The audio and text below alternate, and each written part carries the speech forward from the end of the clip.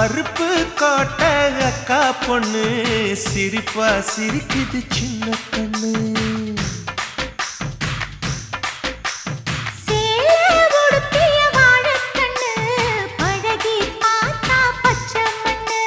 சிற்பம் போல சின்ன பொண்ணு சிக்கன இருக்குது.